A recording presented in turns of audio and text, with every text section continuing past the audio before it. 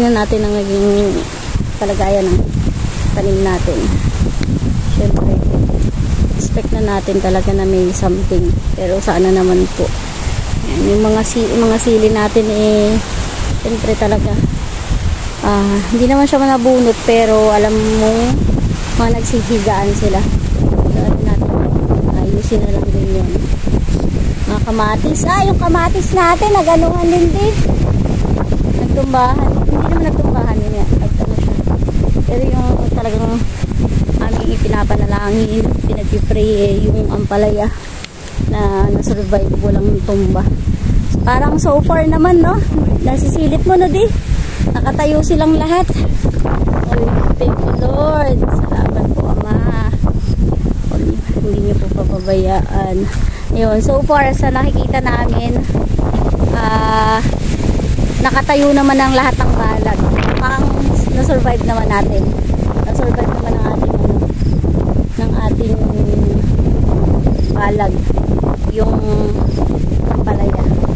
At napakalaking biyaya nun. Ay, tama na po. Sana po tumigil. So magdamag na mula pa kahapon ng umaga hanggang ngayon, walang kuryente. Wala ring signal. Pero tuloy pa din yung harvest natin. Ayan, prepare muna kami. Sinamahan ko si Daddy para ako yung magpupunas ng mga palaya. Ayan, sinamahan ko na lang din siya na mag-harvest ngayon kasi ako yung magpupunas ng mga palaya dahil gawa ng basa yung mga yan. Salamat naman. Na-survive naman ang ating ampalaya. Yung balag naman matibay. Kasi nga sinecure din namin yun pinukpok lahat ng mga pinagkakapitan ng kawayan.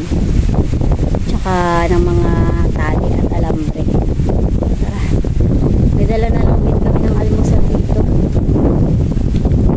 Yung dinaanan namin kanina dun sa paglampas ng tulay ng Pampanga River, yung taniman ng upo. Syempre upo, sobrang bigat dun humiga na siya, natumba na talaga. Mabigat kasi yung upo, hindi kaya. So nandito tayo sa palayahan. So far safe naman sila, wala pong tumambang balag. Nagsisway lang sila pero wala namang tumumba. So ito talaga yung pinag-aalala ko kagabi na baka tumumba, pero dahil na-secure naman namin yung mga pinagkakapitan, which is ito. Yan, asan na ba? Tinuturo ko ito. Yan, yung tinatawag nila na serga, na-secure naman. Tapos naitali ng maayos yung mga ampalaya. Nasaan na kaya siya? Hanap ko si Daddy kung nasaan siya. Ayun, nandun siya sa dulo. Ayun siya. Puntahan natin siya dun para lang masilip natin. Ayan, kung makikita may mga naglaglagan. Ito yung mga malalaki na. Ayan, nalaglag sila sa lakas ng hangin.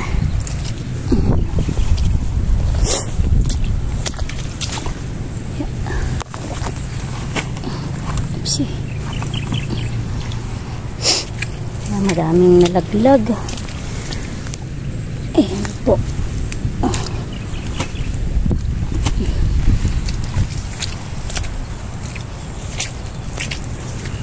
Pupulutin natin yan kasi sayang yan.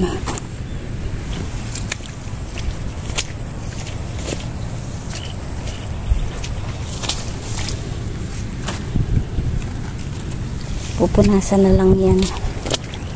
Hindi natin sila kukunin kasi sayang. Expected naman namin talaga na may mga malalaglag, mapuputol.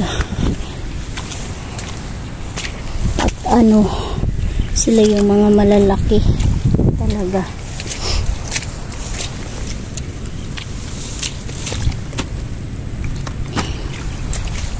Dahil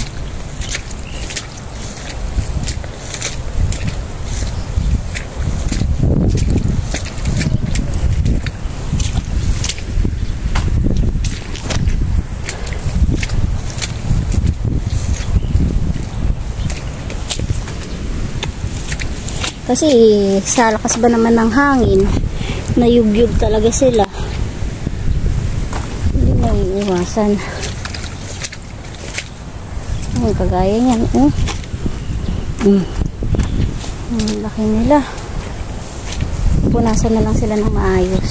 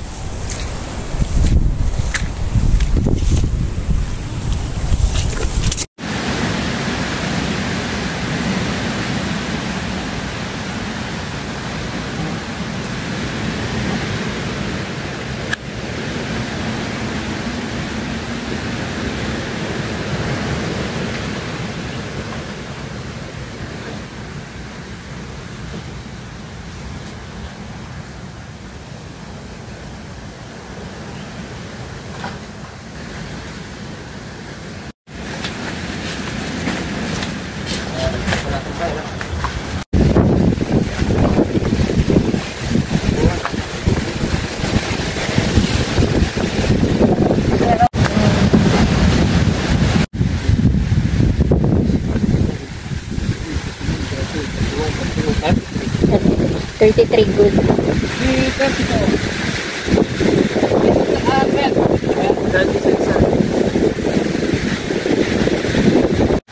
Ayan, so naka ano tayo? Naka ano pa? 334 na good, 55 na segunda, and then 44. Oh, sorry. 53 na segunda, 44 na reject. So, ayan. And meron tayo ditong take home na ito yung first, yung ano talaga, jumbo size na ibibigay natin sa i-share natin. Yes. Ayan. Ayan, marami-rami. Actually, madami talaga ang napitas ngayon. Kasi 4 days to eh.